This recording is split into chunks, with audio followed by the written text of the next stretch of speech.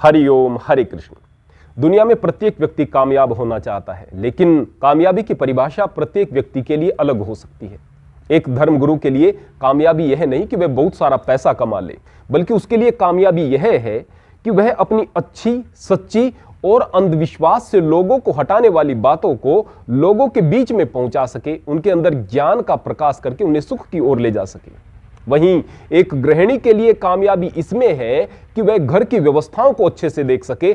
गृह स्वामी यानी घर के मुखिया के लिए कामयाबी यह है कि वह परिवार को एक सूत्र में बांध सके, सबके साथ न्याय हो, इन चीजों का ध्यान रख सके। वहीं एक बिजनेसमैन के लिए कामयाबी यह है कि वह अपने बिजनेस को आगे बढ़ाए, व्यापार को आगे बढ़ाए, खूब पैसा कमाए, नाम कमाए, शोहरत कमाए, रुतबा कमाए। अलग अलग स्थानों पर कामयाबी के लिए अलग अलग नियम काम करते हैं, लेकिन कुछ नियम ऐसे होते हैं जो कॉमन होते हैं। उन कॉमन नियमों में एक महत्वपूर्ण ऐसा नियम भी है जो बड़ा आसान है, लेकिन आपको जिंदगी में सब कुछ दिला सकता है।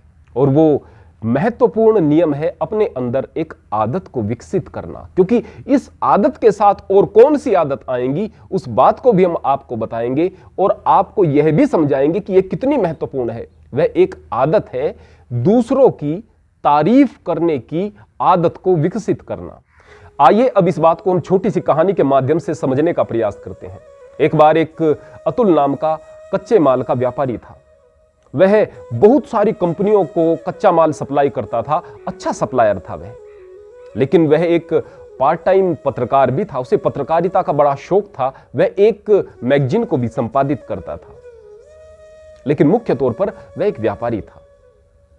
अब उसके खरीदारों की श्रेणी में जो सबसे बड़ा खरीदार हो सकता था, उसका नाम था उद्योगपति पीयूष जैन।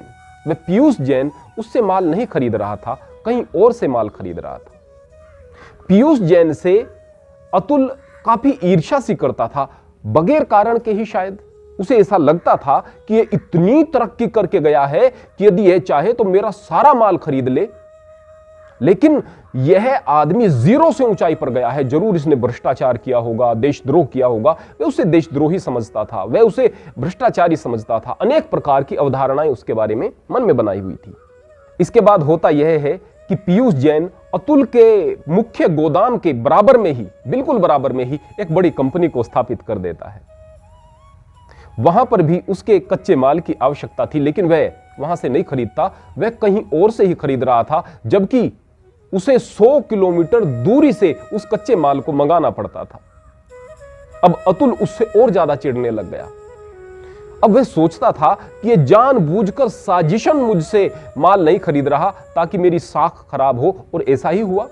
लोगों ने सोचा कि जरूर इसके माल में कुछ क्वालिटी में कमी है, तभी तो यह इतना बड़ा उद्योगपति 100 किलोमीटर दूर से माल को मंगा रहा है, इससे नहीं खरीद रहा। उसका कारोबार ठप होने लगा, उसकी हालत खराब हो गई। अब उसकी आमदनी का जरिया एकमात्र वह मैगजीन बच चुकी थी। इतनी बुरी हालत हो चुकी थी उसकी, जबकि न उसके माल में कमी थी, न उसकी सर्विसेज में कमी थी। वह बड़ा परेशान था। उसने एक गुरु भी धारण किया हुआ था। अपने उस आध्यात्मिक गुरु के पास में जाकर के वह कहता है, गुरु जी बड़ा परेशान है, मुझे आप बताएं कि मैं क्या करूं, कोई मार्ग बताएं, मेरा व्यापार ठप हो चुका है। उसने सारी की सारी बातें बताई। वह बोला कि उस दुष्ट पीयूष जैन नाम के उद्योगपति की वजह से मेरा बड़ा घाटा हो गया है। गुरुजी सारी चीजों को देख रहे थे। वह देख रहे थे कि अतुल के मन में कितनी ईर्ष्या है पीयूष के प्रति। गुरुजी ने कहना शुरू किया कि मेरे कहने से एक काम करो, जाकर के तुम पीयूष से मिलो। कि गुरुजी ऐसा हो ही नहीं सकता, कैसे मिलूंगा उससे, वह तो दुष्ट आदमी है, वह मुझसे मिलेगा ही नहीं। वह तो एक एक मिनट को कैलकुलेट करता है, 1 मिनट का समय भी किसी से नहीं देता, बड़ा खड़ूस है। इतनी सारी बात वह कहता रहा। गुरुजी बीच में बोले कि यदि मेरे पास आए हो तो भाई मेरी बात मानो, वह समय की कदर करता है, ये अच्छी बात है।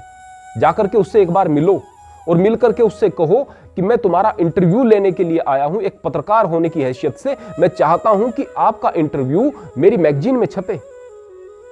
आप जाकर एक बार समय मांगो। अतुल ने उसके ऑफिस में जाकर के अपना परिचय देते हुए उससे समय मांगा कि मुझे 5 मिनट का समय चाहिए। यह सुनकर के पीयूष बड़ा आश्चर्यचकित था।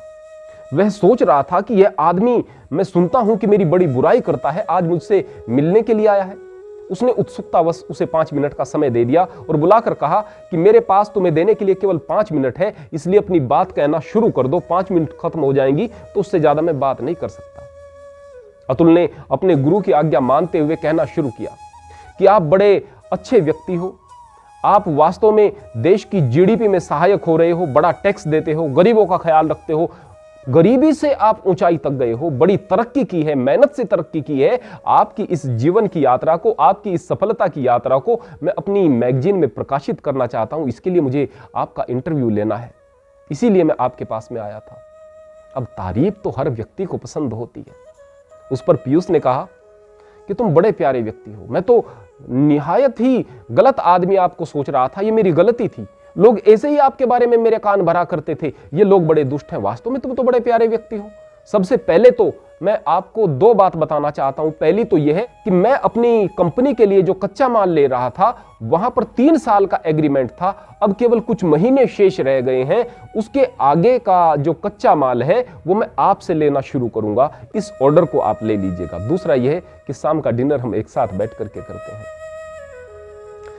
वास्तव में अतुल बहुत आश्चर्यचकित हो रहा था। मैं सोच रहा था कि गुरुजी की बात ने कितना जादू कर दिया है। शाम को वो एक दूसरे के साथ में बैठते हैं, अच्छे दोस्त बन जाते हैं, एक दूसरे को जानते हैं। वास्तव में अतुल भी अच्छा व्यक्ति था और पीयूष भी अच्छा व्यक्ति था।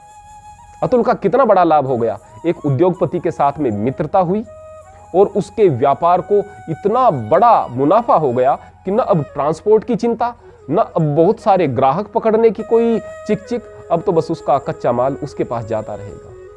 वह कितनी भी योजनाएं बनाता, वह कितनी कोशिशें करता, वह कामयाब नहीं हो सकता था। उस तारीफ ने, उस अच्छे तरीके से की गई तारीफ ने वह काम कर दिया। सारे के सारे मन के मैल धुल गए, उसके बिजनेस में तरक्की हुई, अच्छा साथी मिल गया, बहुत सारे लाभ हुए। वास्तव में जिंदगी में यदि हम दूसरे व्यक्ति की तारीफ करने की आदत को अपने मन में पाल लेते हैं तो कई तो गलत फहमियां दूर होती हैं, एक लाभ। दूसरे, ईर्ष्या समाप्त हो जाती है, घृणा समाप्त हो जाती है।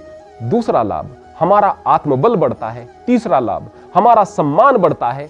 चौथा लाभ, हम वास्तव में सभ्य व्यक्ति दिखाई देते हैं, हम वास्तव में अच्छे व्यक्तियों की श्रेणी में आ जाते हैं। उसके आगे का लाभ, इतने सारे लाभ हमें मिल जाते हैं, इतने सारे जीवन में हमें अवसर मिलते हैं केवल इस आदत से। ये आदत हम कहां पर डालें? अगर आप घर पर खाना खा रहे हो, आपकी पत्नी ने अच्छा खाना बनाया है, बड़े दिल से तारीफ करें। आप कहीं पर खाना खा रहे हो, किसी ने अच्छा भोजन बनाया है, उसकी तारीफ करें। कोई अच्छे कपड़े पहने हुए है, उसकी तारीफ करें। कोई अच्छा दिख रहा है, उसकी तारीफ करें। कोई अच्छा बोल रहा है, उसकी तारीफ करें। भाई, आपको कई बार लगता है, देखो भाई इसमें कितनी अच्छी बात है, इस व्यक्ति में कितनी अच्छी बात है। कई बार खाना पसंद आता है, कई बार किसी की आवाज़ पसंद आती है, कई बार किसी का अंदाज पसंद आता है, लेकिन बस हम तारीफ करते नहीं, कंजूसी करते हैं। एक बार इस तारीफ करने की आदत को आप अपने अंदर विकसित करो, फिर तारीफ करने के लिए अच्छे शब्दों को चुनने की आप अपने अंदर क्षमता को पैदा करो। जैसे जैसे आप इस क्षमता को पैदा करते चले जाओगे ना, वास्तव में जिंदगी में बड़ी तरक्की होगी। अतुल को क्या मिल रहा था खामखा की नफरत करके? अतुल को क्या मिल रहा था दूसरों की बुराई करके, पीयूष की बुराई करके? और उसने कितनी सारी चीजों को प्राप्त कर लिया केवल तारीफ से, केवल सकारात्मक सोच से। हमारा जो लोगों के साथ में व्यवहार है ना, वास्तव में हम उसे ही ठीक नहीं कर पाते। यदि उसे ठीक कर पाएं, उसे बेहतर बना पाएं या उसे आदर्श बना पाएं, तो फिर तो वास्तव में जिंदगी बदल जाया करती है। हरि ओम, हरे कृष्ण।